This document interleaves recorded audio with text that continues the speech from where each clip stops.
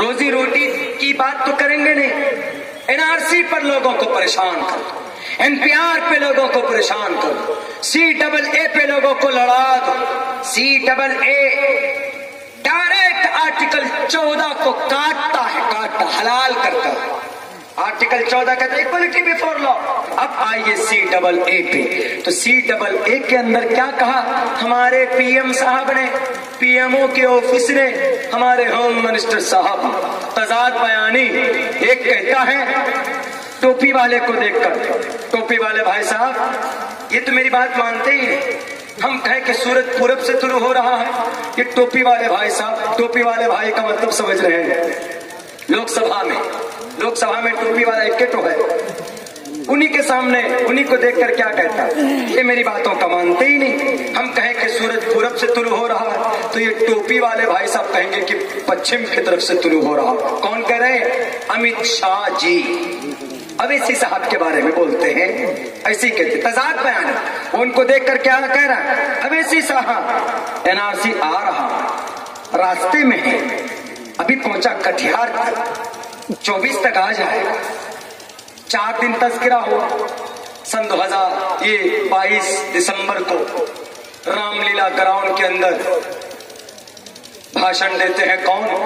وہ ان سے بڑے، وہ کہتے ہیں کہیں تذکرہ نہیں ہوا، کہیں ذکر نہیں ہوا NRC کا۔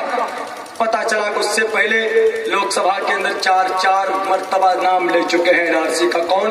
ہوم منسٹر صاحب۔ یہ وہی والا واقعہ میں سنا تو ہر جگہ سنا رہا ہوں آج کل، وہ جو فرعون تھا اس نے کہا کہ آئی ایم اے گاڈ، میں خدا ہوں، تو لوگ چلے گئے بہادر پور بستی کے لوگ، کیا آپ خدا ہیں؟ ہمارے دھان کے کھیت میں پانی نہیں، بارش کروا دیجئے۔ انہوں نے کہا ڈونٹ وری، بس اتنا سا کام، جاؤ رات کو دیکھنا بارش ہو جائے گی۔ اپنے ہوم منسٹر کو بلایا، فرعون کا ہوم منسٹر کون تھا؟ شیطان کو بلایا، کہا تیرے جتنے چیلے چپاٹے بلا لا، سب کو بلا لایا، اور ہوم منسٹر سے مشورہ کیا فرعون نے، کہا کہ میں تو دعویٰ کر رہا ہوں کہ میں خدا ہوں، میرے پاس طاقت ہے، دولت ہے، سب کچھ ہے، لیکن میں بادلوں پر میری تو حکمرانی ہے نہیں، بارش کیسے ہوگی؟ یہ تو قوم نے، جنتا نے ایسا سوال کر لیا کہ اب مجھے دن میں تارے نظر آ رہے ہیں۔ کہا آپ ڈریے مت، جہاں آپ جیسے خدا اب مجھ جیسا ہوم منسٹر ہوگا وہ سب چیز سمبھو۔ انہوں نے کہا اچھا کیا کرو گے؟ کہا میں بارش کروا رہا ہوں۔ پھر ہم سو گیا جا کر، PM صاحب سو گئے، اب ہوم منسٹر صاحب، شیطان نے سب کو بلایا، سارے چیلوں، 1.5 لاکھ چیلے تھے، سب کو کہا کہ جاؤ، جانے کے بعد ان کے کھیتوں میں پیشاب کر دو جن کے کھیت میں پانی نہیں۔ سارے شیطان کے چیلے، شیطان جو تھے، گئے پیشاب کر دیا، کھیتوں کو بھر دیا، پیشاب سے کھیت بھر گیا۔ اس کے بعد صبح سویرے جب لوگ پہنچتے، جنتا جب پہنچتی، دیکھ کر خوش ہو گئے کہ ارے واہ کیا خدا ہے ہمارے، دیکھیں رات کے اندر بارش کروا دی، اب بھر گیا، پانی بہت زیادہ ہو گیا ہے۔ لیکن جب دھوپ جیسے نکلی، دھوپ تیز ہونے لگی، دھوپ پیشاب کا پڑتے اس کی اسمیل آتی ہے، بدبو پھیلتی، اور بدبو آنے لگی تو سب کے ناک کھڑے ہو گئے، ارے بدبو کہاں سے آ رہی؟